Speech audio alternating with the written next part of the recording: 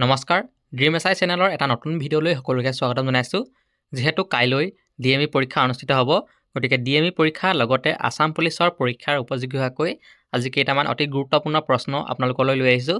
পৰীক্ষাত এনেধৰণৰ প্ৰশ্নসমূহ নিশ্চয় আহিব, গতিকে ভিডিঅ'টো সম্পূৰ্ণকৈ চাবলৈ চেষ্টা কৰিব, কাৰণ পৰীক্ষাত এনেধৰণৰ প্ৰশ্ন আহিলে যাতে এৰি থৈ আহিবলগীয়া নহয়। প্ৰথম প্ৰশ্নটো হৈছে কুৱেশ্যন নাম্বাৰ 1।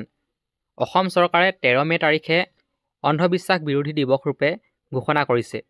কাক সন্মান জনোৱাৰ বাবে এই পদক্ষেপ হাতত লৈছে? আৰু ইয়াৰ শুদ্ধ উত্তৰটো কোনটো হ'ব? অপশ্যন কেইটা দিয়া আছে। শুদ্ধ উত্তৰটো অপশ্যন এ বিৰুবালা ৰাভা। 13 মে' তাৰিখে অসম চৰকাৰে অন্ধবিশ্বাস বিৰোধী দিৱস হিচাপে বিৰুবালা ৰাভাক সন্মান জনোৱাৰ বাবে এই পদক্ষেপ হাতত লৈছে। Question number 2। তলৰ ভুল জোৰটো চিনাক্ত কৰা। অপশ্যন কেইটা দিয়া আছে ভালদৰে চাই ল'ব। জিম কৰবেট নেশ্যনেল পাৰ্ক উত্তৰাখণ্ডত আছে বুলি দিছে। অপশ্যন বি দিয়া আছে ৰাণথাম্বৰ নেশ্যনেল পাৰ্ক ৰাজস্থানত আছে বুলি দিছে। অপশ্যন চি দিয়া আছে কানহা নেশ্যনেল পাৰ্ক মধ্যপ্ৰদেশ। আৰু অপশ্যন ডি দিয়া আছে পেৰিয়াৰ নেশ্যনেল পাৰ্ক তামিলনাডু। গতিকে কোনটো অপশ্যন ভুলকৈ আছে? শুদ্ধ উত্তৰটো হৈছে অপশ্যন ডি। পেৰিয়াৰ নেশ্যনেল পাৰ্কখন কেৰেলাত অৱস্থিত। গতিকে এই অপশ্যনটো ভুলকৈ দিয়া আছে, তামিলনাডু দিয়া আছে। গতিকে অপশ্যন ডিটো ভুলকৈ আছে, শুদ্ধ উত্তৰটো ডিটো হ'ব। Question number 3।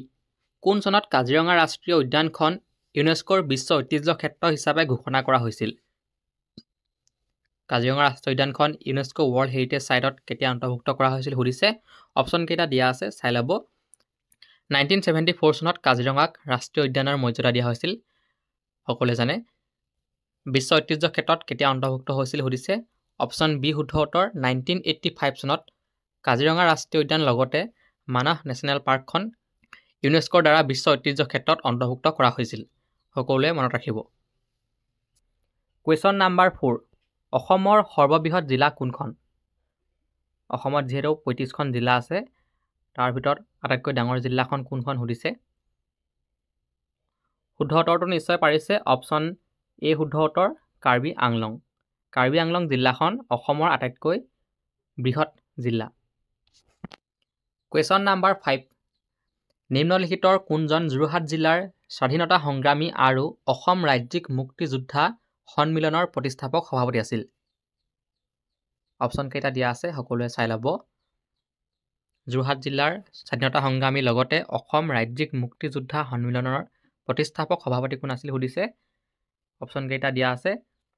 শুদ্ধ উত্তৰটো হৈছে অপশ্যন চি দেৱেশ্বৰ দলৈ। দেৱেশ্বৰ দলৈয়ে অসম ৰাজ্যিক মুক্তিযোদ্ধা সন্মিলনৰ প্ৰতিষ্ঠাপক সভাপতি আছিল। ইয়াৰ পিছৰ প্ৰশ্ন।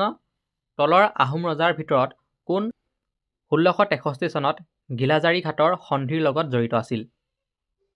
1663 চনত ঘিলাজাৰী ঘাটৰ সন্ধি হৈছিল, নিশ্চয় সকলোৱে জানে। ঘিলাজাৰী ঘাটৰ সন্ধি কিমান চনত সংঘটিত হৈছিল পৰীক্ষাত আহিব পাৰে। 1663 চনত হৈছিল। আৰু সেই সময়ত আহোমৰ ৰজা কোন আছিল সুধিছে প্ৰশ্নটোত। শুদ্ধ উত্তৰটো নিশ্চয় পাৰিছে। অপশ্যন বি শুদ্ধ উত্তৰ জয়ধ্বজ সিংহ। 1663 চনৰ ঘিলাজাৰী ঘাটৰ সন্ধিৰ সময়ত আহোমৰ ৰজা আছিল Jayadhwaj Singha. Question number 7। Bharat Ratna doctor Bhupen হাজৰিকাই তেওঁৰ PhD উপাধি ক'ৰ পৰা লাভ কৰিছিল? ডক্টৰ ভূপেন হাজৰিকাই PhD উপাধি কোনখন ইউনিভাৰ্চিটিৰ পৰা লাভ কৰিছিল সুধিছে। অপশ্যন কেইটা দিয়া আছে চাই ল'ব।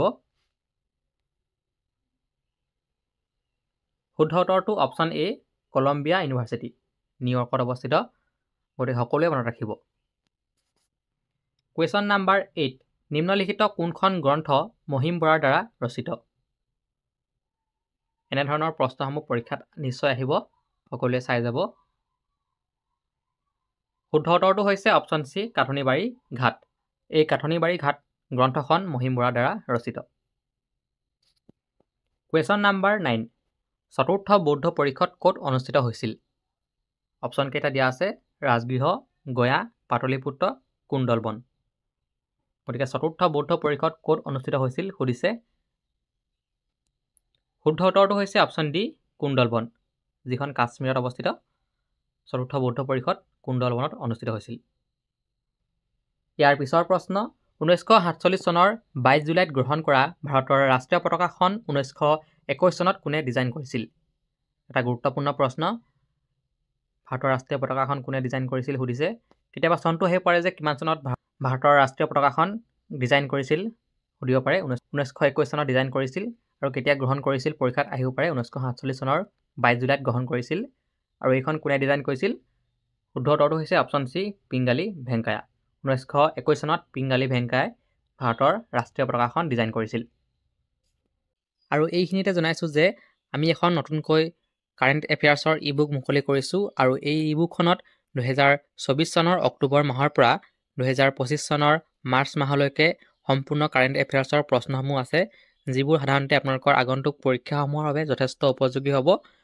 ই বুকখনৰ মূল্য মাত্ৰ 30 টকা ৰখা হৈছে আৰু লগতে যিসকলে আমাৰ মডেল কুৱেশ্যন পেপাৰ ই বুকখন লোৱা নাই, এই দুইখন ই বুক একেলগে লৈ ল'ব। আপোনালোকৰ আগন্তুক পৰীক্ষাত এই ই বুক দুখনে যথেষ্ট সহায় কৰিব। ই বুক দুখন ল'বলৈ ডেছক্ৰিপশ্যনত থকা হোৱাটছআপ নাম্বাৰটোত মেছেজ কৰিব। ইয়াৰ পিছৰ প্ৰশ্ন হৈছে বিখ্যাত গণিত গ্ৰন্থ কিতাপত মঞ্জৰী আৰু লীলাৱতীৰ লেখক কোন? এটা অতি গুৰুত্বপূৰ্ণ প্ৰশ্ন। কিতাপত মঞ্জৰী আৰু লীলাৱতীৰ লেখক কোন? আৰু এই প্ৰশ্নৰ শুদ্ধ উত্তৰ হৈছে অপশ্যন চি, বকুল কায়স্থ। বিখ্যাত গণিত গ্ৰন্থ সকলোৱে মনত ৰাখিব, কিতাপত মঞ্জৰী আৰু লীলাৱতীৰ লেখক হৈছে বকুল কায়স্থ। ইয়াৰ পিছৰ প্ৰশ্ন হৈছে অসমৰ ৰাজ্যপাল জয়ৰাম দাস দলতৰামে গোপীনাথ বৰদলৈক কি উপাধি প্ৰদান কৰিছিল? এনেধৰণৰ প্ৰশ্নসমূহ পৰীক্ষাত আহে, গতিকে সকলোৱে ভালদৰে মনত ৰাখিব আৰু এই প্ৰশ্নৰ শুদ্ধ উত্তৰ হৈছে অপশ্যন এ, লোকপ্ৰিয়। অসমৰ ৰাজ্যপাল জয়ৰাম দাস দলতৰামে গোপীনাথ বৰদলৈক লোকপ্ৰিয় উপাধি প্ৰদান কৰিছিল। গতিকে পৰীক্ষাত প্ৰশ্ন আহিব পাৰে, গোপীনাথ বৰদলৈক লোকপ্ৰিয় উপাধি কোনে প্ৰদান কৰিছিল? গতিকে জয়ৰাম দাস দলতৰামে প্ৰদান কৰিছিল। ইয়াৰ পিছৰ কুৱেশ্যন নাম্বাৰ 13। অসমৰ ধনী কবি বুলি কাক জনা যায়? ধনী কবি সুধিছে আৰু এই প্ৰশ্নৰ শুদ্ধ উত্তৰ হৈছে অপশ্যন বি, বীৰেন্দ্ৰ চন্দ্ৰ বৰুৱা। ধনী কবি বুলি অসমৰ বীৰেন্দ্ৰ চন্দ্ৰ বৰুৱাক জনা যায়। Question number 14। চন্দ্ৰৰ অধ্যয়নক কি বুলি কোৱা হয়? এনেধৰণৰ অধ্যয়নৰ বিষয়ে প্ৰশ্নসমূহ আহে, ষ্টাডি অফ মুন। গতিকে ভালদৰে সকলো চাই ল'ব। এই প্ৰশ্নৰ শুদ্ধ উত্তৰ হৈছে অপশ্যন ডি, চেলেনলজি। চন্দ্ৰৰ অধ্যয়নক চেলেনলজি বুলি কোৱা হয়। ঠিক এনেদৰে কসমলজি হৈছে study of universe. Study of ইউনিভাৰ্ছক কসমলজি বুলি কোৱা হয় আৰু প্লেনেটলজি হৈছে ষ্টাডি অফ প্লেনেটছ। গতিকে সকলোৱে মনত ৰাখিব। Question number 15। অসম আৰু বাংলাদেশৰ স্থলসীমাৰ দৈৰ্ঘ্য কিমান? এটা অতি গুৰুত্বপূৰ্ণ প্ৰশ্ন। অসমে যিহেতু দুখন দেশৰ সৈতে সীমা ভাগ কৰে, বাংলাদেশ আৰু ভূটান, গতিকে অসম আৰু বাংলাদেশৰ স্থলসীমাৰ দৈৰ্ঘ্য সুধিছে আৰু এই প্ৰশ্নৰ শুদ্ধ উত্তৰ হৈছে অপশ্যন চি, 263 কিলোমিটাৰ। আৰু কেতিয়াবা 263 অপশ্যনত নাথাকি 262 কিলোমিটাৰ বুলিও দিয়ে, গতিকে অপশ্যনকেইটা চাই ল'ব। আৰু অসম আৰু বাংলাদেশৰ স্থলসীমাৰ দৈৰ্ঘ্য হৈছে 263 কিলোমিটাৰ। ইয়াৰ পিছৰ প্ৰশ্ন হৈছে বুকুনি পাটনি কোন জনগোষ্ঠীৰ পৰম্পৰাগত সাজ পোছাক? এনেধৰণৰ জনগোষ্ঠীসমূহৰ ওপৰতো প্ৰশ্নসমূহ আহে, সকলোৱে চাই যাবলৈ চেষ্টা কৰিব। আৰু এই প্ৰশ্নৰ শুদ্ধ উত্তৰ হৈছে অপশ্যন বি, কোচ ৰাজবংশী। বুকুনি পাটনি কোচ ৰাজবংশীৰ পৰম্পৰাগত সাজ পোছাক। Question number 17। ভাৰতৰ ৰাষ্ট্ৰপতি হোৱা প্ৰথম আৰু একমাত্ৰ অসমীয়া কোন? ভাৰতৰ ৰাষ্ট্ৰপতি হোৱা প্ৰথম আৰু একমাত্ৰ অসমীয়া সুধিছে আৰু সেইজনৰ নাম হৈছে অপশ্যন বি, ফখৰুদ্দিন আলি আহমেদ। সকলোৱে মনত ৰাখিব, ভাৰতৰ ৰাষ্ট্ৰপতি হোৱা প্ৰথম আৰু একমাত্ৰ অসমীয়া হৈছে ফখৰুদ্দিন আলি আহমেদ।